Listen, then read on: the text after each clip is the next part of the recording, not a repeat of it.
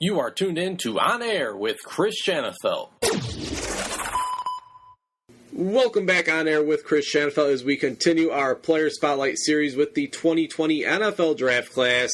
And I'm now joined by Jackson Scott Brown, the offensive guard out of the University of Northern Iowa.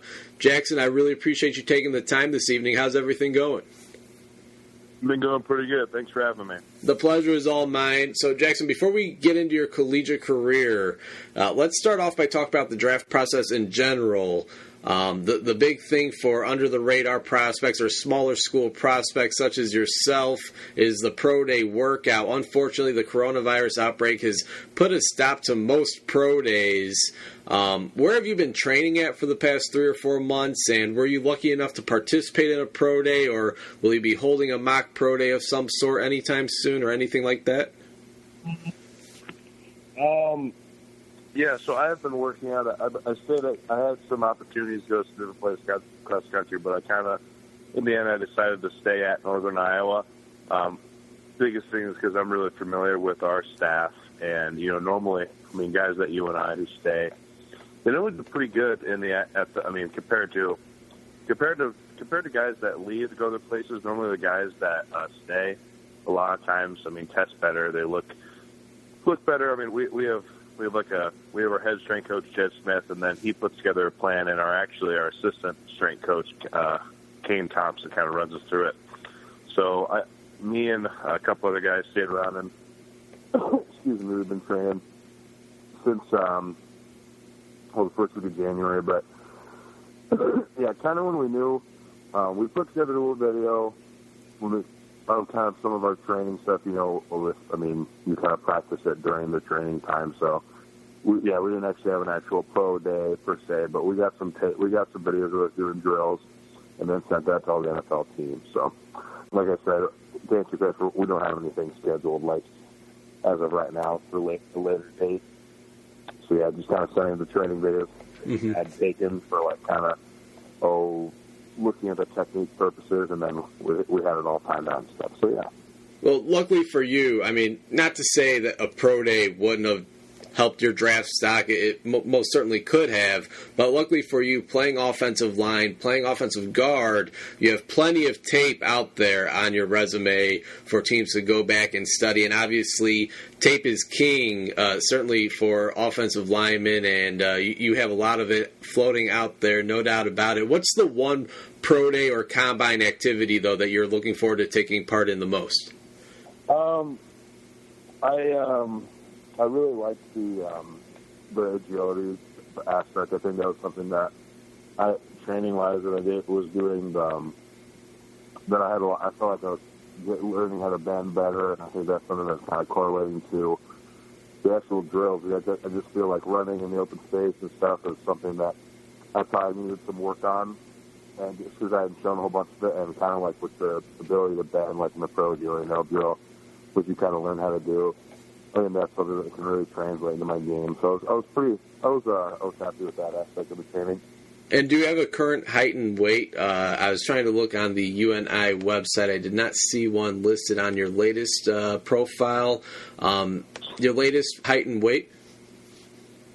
Yeah, so I was, when we did it, we height and weighted, and I was 6'4.5", and I've been around... I've basically been weighing anywhere from about 318 to 319 all the way down to 315. So basically, a little under 320 is where I kind of sit. But normally in the past 2 years, I've been a little bit heavier. My junior year, I was probably 330 plus, and this past season I was 325 plus most of the year. So yeah, right under 320 right now. Okay, sounds good. Definitely want to mark that down. Again, we're chatting with 2020 NFL Draft prospect, the offensive lineman out of the University of Northern Iowa, Jackson Scott Brown. And Jackson, how about your journey to UNI? What was the recruiting scene like for you coming out of St. Albert's High School? You're ranked the 16th best prospect in the state of Iowa. How did you ultimately decide that Northern Iowa was going to be the best fit for you?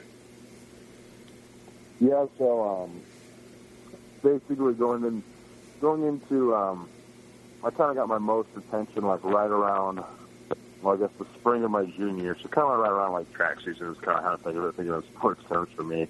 I'm just trying to remember it, but Yeah, I went to, I think, a junior day at UNI, a junior day at NDSU.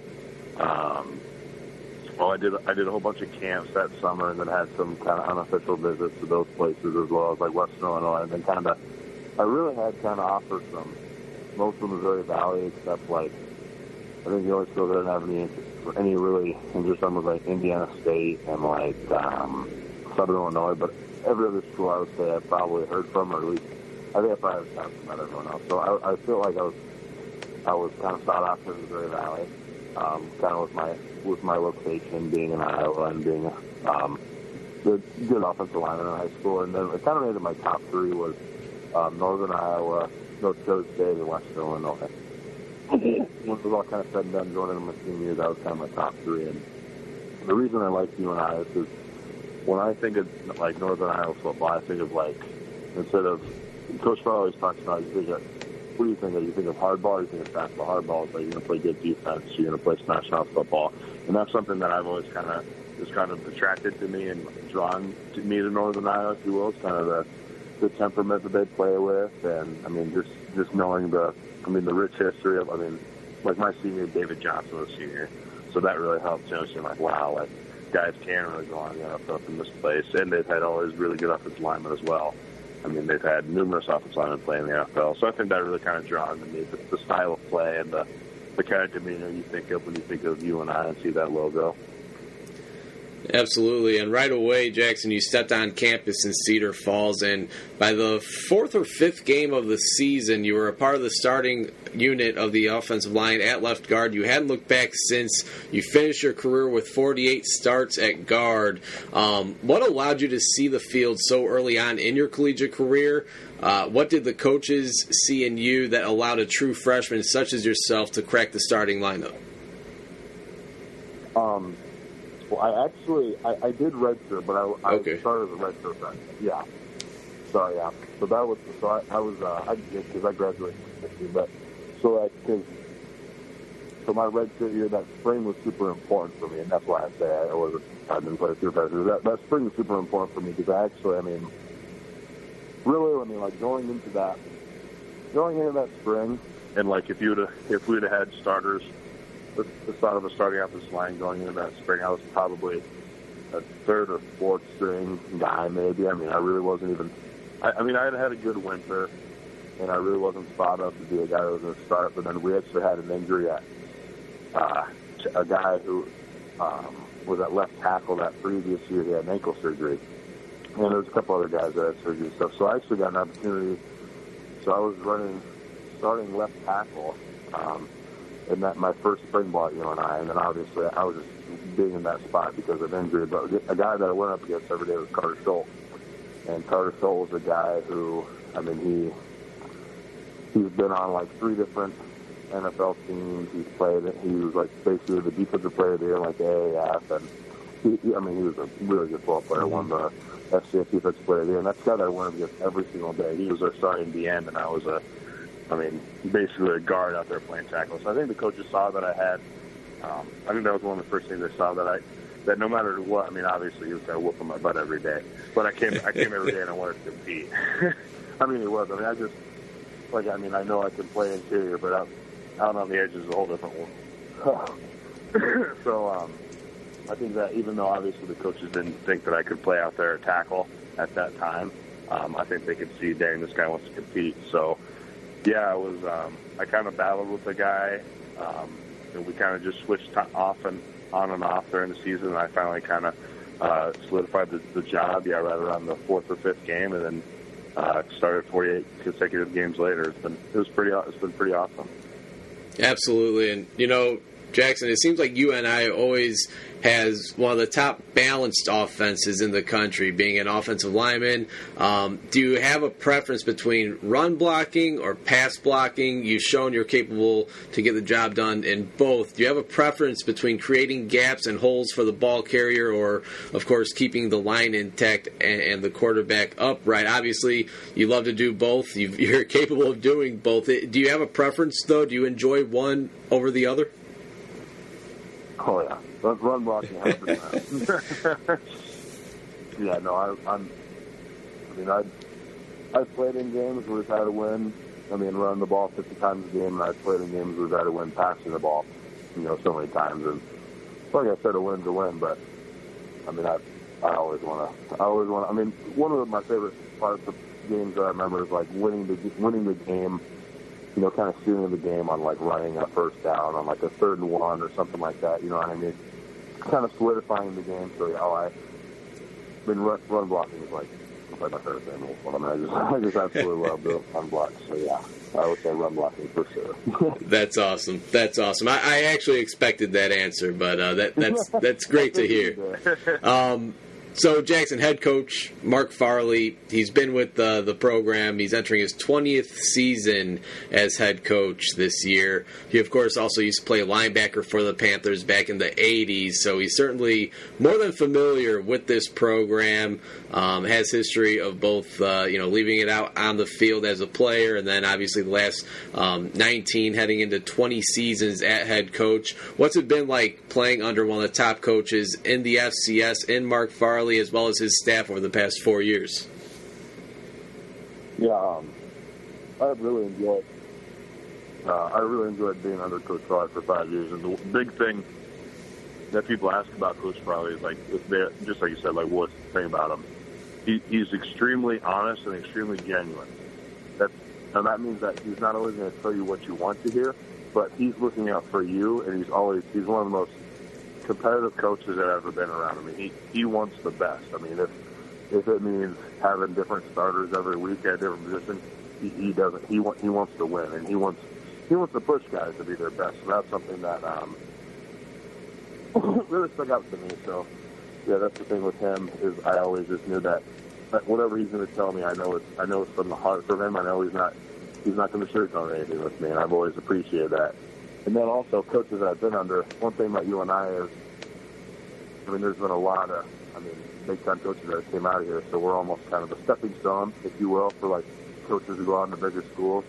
And, some people see that as, early in my career, I kind of thought of that as, like, a bad thing, but now looking back on it, kind of older and a little bit wiser, like, it's almost one of the best things that could happen to me, because I played under, so I was recruited by Rick Nelson, who was the offensive line coach there forever. He coached for like 15 plus years at UNI, and he played at UNI with Coach Farley. And then I had Ben Barkma for 2 years. Let me think here. Mike Simmons for 1 year, then Ryan Grant for 2 years. So, I mean, I had like, including the guy who recruited me, 4 different coaches, if you will. So, I mean, that's something I think even will help me, I think, in the next level, because, there's so many different styles and so many different types of coaches out there, and I think I really got every single type of coach you could have at UNI, especially in my own offensive line room. So that's something I'm pretty grateful for, is having all those different types of people and minds that I've been through. So I think that's really helped me with my game. Yeah, again, one of the top coaches in the FCS and one of the top programs in the FCS there with the UNI Panthers. Jackson, you guys play in arguably the toughest conference in the FCS. Some call it the SEC of the FCS, and that's the Missouri Valley Football Conference. I would argue it's more competitive from top to bottom than the SEC, but that's another conversation for another day.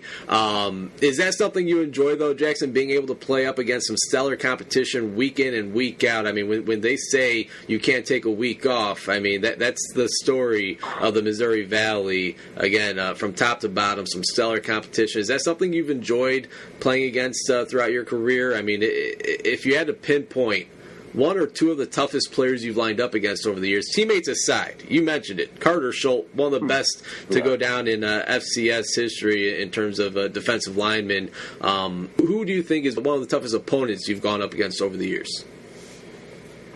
Man, I mean, I've played a lot of them and going on, and that's the thing, you knocked it on the head with the Missouri Valley, is like, it makes every single win you get, like, that much more.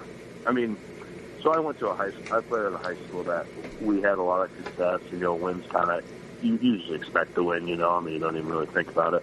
Every time you win a game in the Missouri Valley Conference, it's like, man, like, you put in a whole lot of work, because like you said, everybody top to bottom is really good, and every D-line really you play is really good. So I would have to say, I mean, I played against Colin Saunders, who's a Super Bowl champion now. He was on the Chiefs D-line this past year. I really didn't play against him a whole bunch. He preferred to be on the. He was always normally over the right guard, but I have played him, and on tape, he's obviously, I mean, one of the better players I've seen. I've gone against.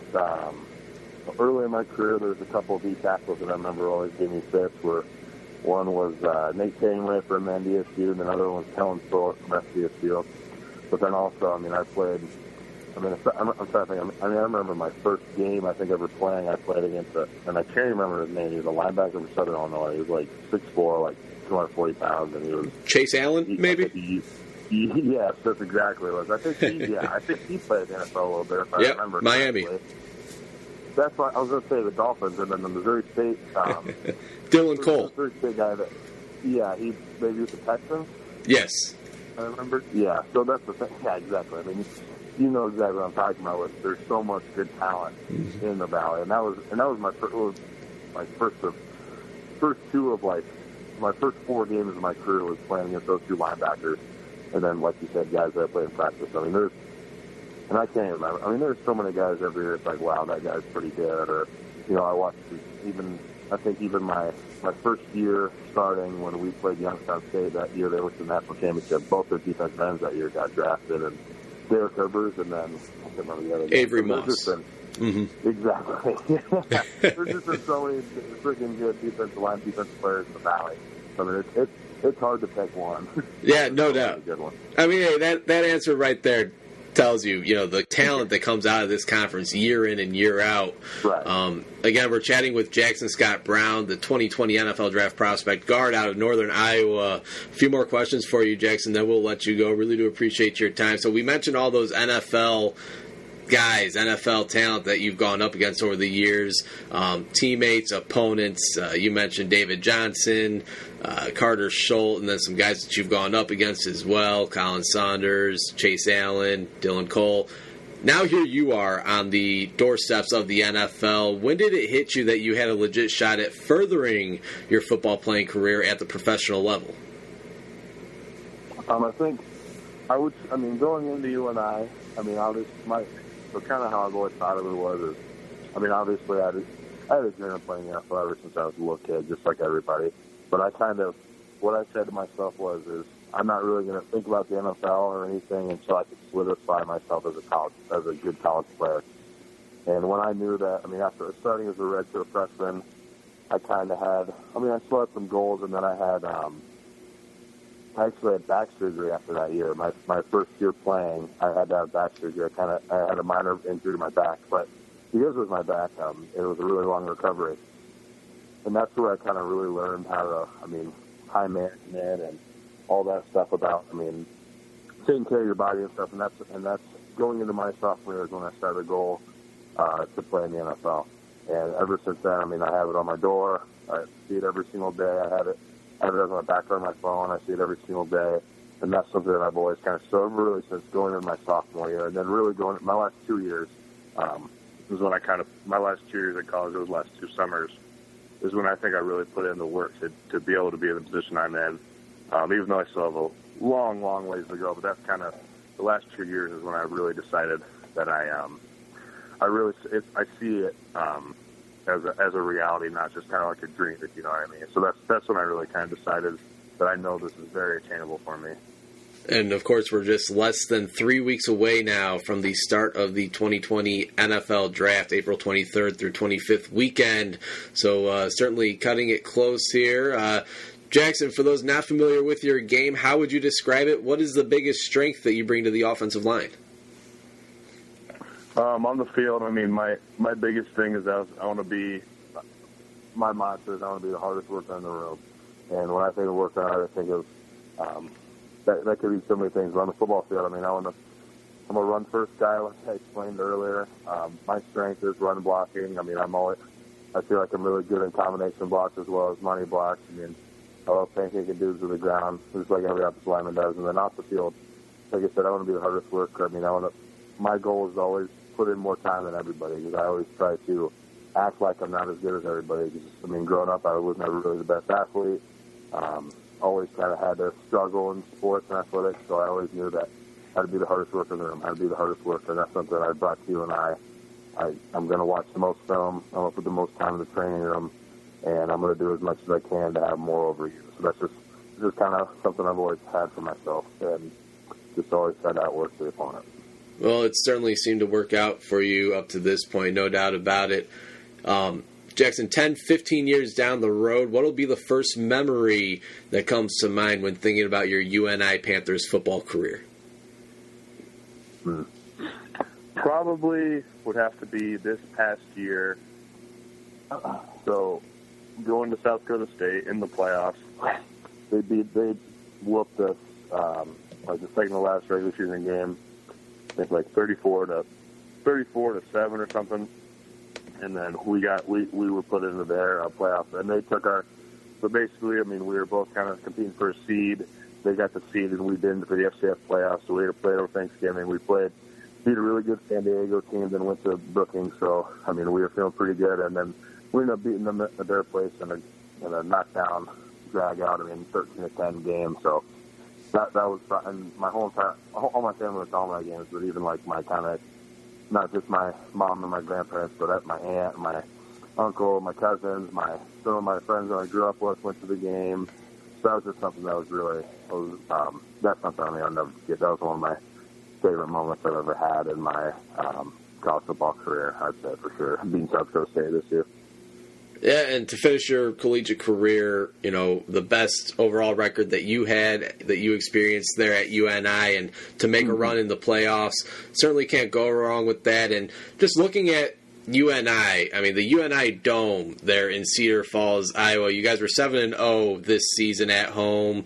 I believe you've only lost 4 home games, give or take, throughout your career, Jackson. I mean, talk about the home field advantage you have there playing at UNI, what the fan base is like. I mean, we hear so much about the North Dakota State fan base, and rightfully so, the Fargo Dome. We hear so much about that and the success that they've had. College Game Day obviously came to South Dakota State earlier, I believe in October this past season. How about UNI, though? Again, this program belongs in the same conversation as those programs in terms of one of the top FCS programs in the country, not only Missouri Valley programs in the country, but one of the top FCS programs in the country. What's the home field advantage like at UNI?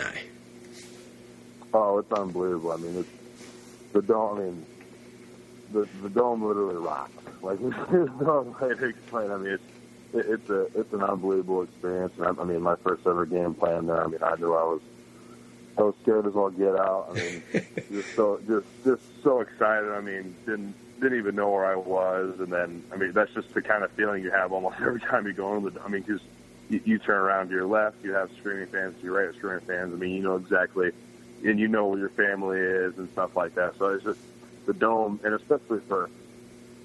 I know it really helps our defense. Offense, I mean, it helps us too. But I mean, our defense, you can definitely see. I mean, that's when we get our sacks, and that's when we get our.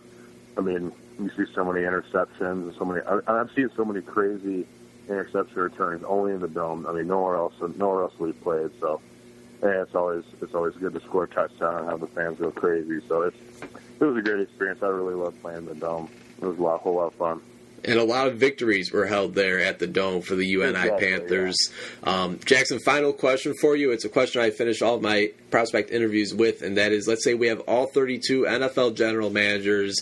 They're listening to this very interview. Why should they want the offensive lineman out of the University of Northern Iowa, Jackson Scott Brown, a part of their team? I mean, anyone who's listening to this and who needs an offensive lineman, basically, kind of like I said earlier, my goal is to always be the hardest worker in the room, and that started right when I got to UNI as an 18-year-old kid. Didn't know a whole lot about. Obviously, didn't know as much as I do now about football and about how to work hard and all that stuff. But I knew that to make it, I had to be the hardest worker in the room, and that's something that I still. So wherever I'm at, whatever opportunity I'm given, whether it's a tryout, a signing, a draft. I mean, I know that whatever opportunity I'm given, that I will give it my all, and whoever is in the room, I'll be the hardest worker out of everybody. Nothing more needs to be added to that. Jackson, congratulations on all the success over the past 4 or 5 years there at UNI. Wishing you all the best, man. Can't wait to see where you land here in, about 3 weeks as we are getting closer and closer to the 2020 NFL Draft. Thank you very much for having me. It was a lot of fun. Thank you.